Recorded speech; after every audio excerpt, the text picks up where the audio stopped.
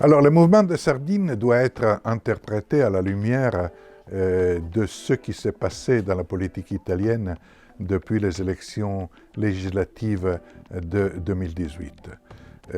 C'est-à-dire la victoire de 5 étoiles et de la Ligue et la création d'un gouvernement, d'une majorité gouvernementale en réalité de droite, mais d'une droite particulière, parce que d'une droite dominée par la Ligue de Matteo Salvini, dont une droite qui a axé sa politique, sa stratégie sur la question migratoire et qui a été caractérisée par de forts éléments xénophobes. Les sardines naissent comme réaction à Matteo Salvini, à la Ligue et à une ligne politique qui utilise la question de la xénophobie comme instrument pour obtenir une popularité. Matteo Salvini a été extrêmement populaire à la moitié de l'année 2019, l'année dernière, et c'est à ce moment qu'il a choisi de provoquer la crise du gouvernement où il était vice-président du Conseil et ministre de l'Intérieur pour arriver à de nouvelles élections anticipées et pour capitaliser sa popularité, dont une popularité obtenue par des discours qui ont été interprétés par les fondateurs du mouvement des Sardines comme des discours de haine. Les Sardines naissent donc dans la seconde moitié de l'année dernière et elles obtiennent beaucoup de succès parce que leur secret est quelque part parler de refus de la haine. Descendre dans la rue, pas pour lancer des messages de violence ou de xénophobie ou de rupture entre Italiens ou de polémiques parfois extrêmement violentes entre Italiens et immigrés, mais pour imaginer une société quelque part fraternelle. Donc là, c'est le secret des Sardines. Se mobiliser pour refuser tout message de haine.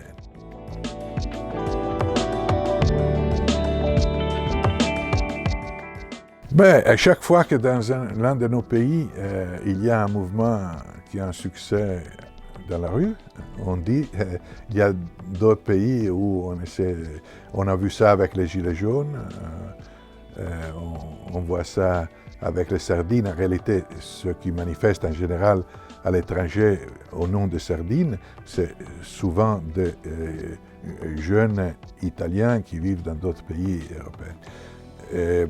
Alors, deux choses. La première est, si on imagine ailleurs un mouvement structuré comme les sardines, j'ai du mal à penser qu'il puisse avoir un grand succès, parce que les conditions pour le succès des sardines sont réunies dans le contexte italien. Donc ça, c'est le premier élément. Je vois mal les sardines en tant que telles faire tache d'huile, vraiment tache d'huile, en Europe.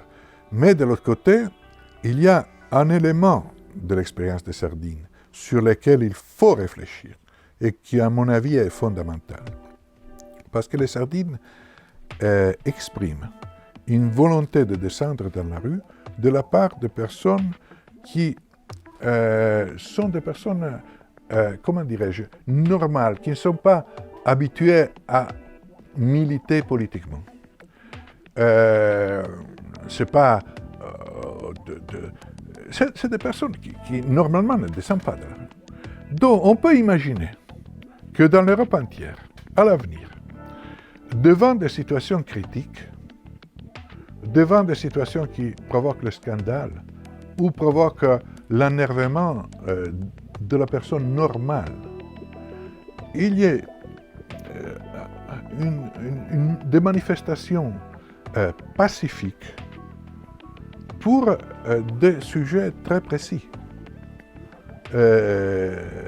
Et pour réagir à des situations précises. Tant que Salvini sera fort, les sardines seront fortes. Tant que Salvini, et Salvini aujourd'hui est encore fort, et même très fort en Italie, il ne faut pas... la réalité de l'Italie, Salvini a été affaibli, mais il est toujours là, il est toujours fort, que ce soit bien clair.